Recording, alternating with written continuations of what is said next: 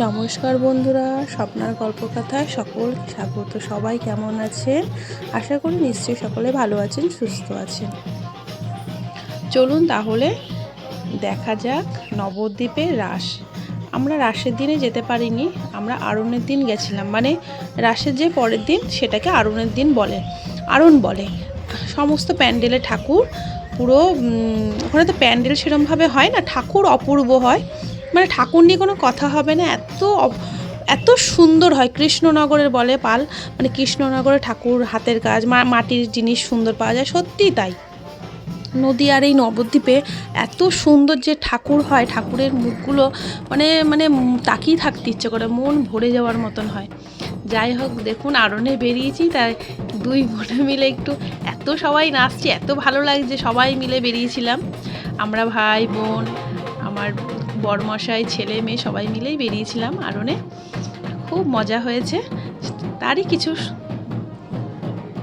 ওই আনন্দের মুহূর্ত তোমাদের সঙ্গে শেয়ার করে নিলাম।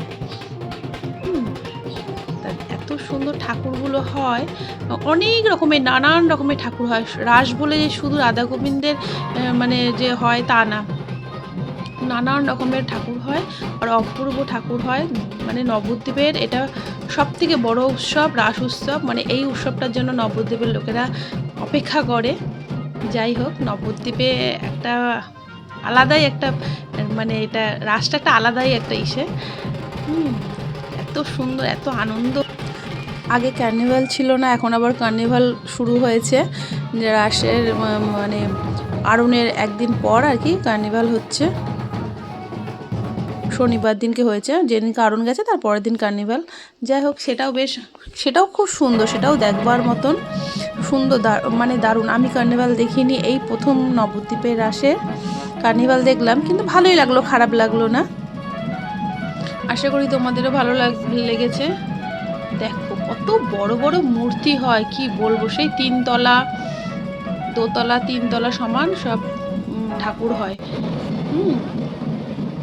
দেখো এত সুন্দর, মানে কি কোন দিকে তেমনি ভিড় মানে ভিড়। ওখানকার রাস্তা তো খুব চওড়া চওড়া, বেশি না, পুরনো শহর যে হতো, মানে পুরনো জায়গা যে হতো, রাস্তাগুলো একটু সরু সরু টাইপেরই, কিন্তু খুব ভিড়ও হয়েছিল, আনন্দ। আমি রাসে এর আগেও গেছি, কিন্তু জীবনে আমার ফার্স্ট এত সুন্দর রাসটাকে উপভোগ করলাম, ফার্স্ট টাইম এত আনন্দ করলাম রাসে। দেখো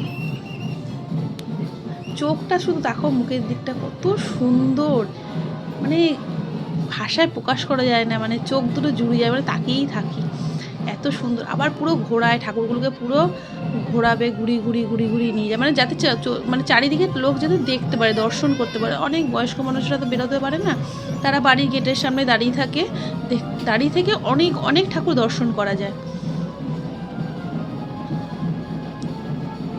আবার এই বেদিগুলোকে আবার নিয়ে রেখে দেবে ওখানে।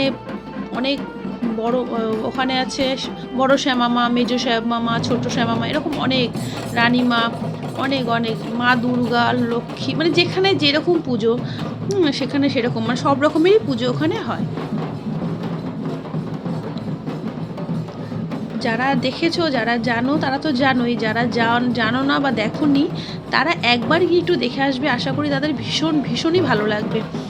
মানে ভালো লাগতেই হবে, এত সুন্দর, মানে ঠাকুরগুলো দেখে তো মুগ্ধ হতেই হবে, কোনো কথা হবে না। ঠাকুরকে নিয়ে কোনো কথা হবে না, এত সুন্দর তার মূর্তি হয়। খুব সুন্দর হয়।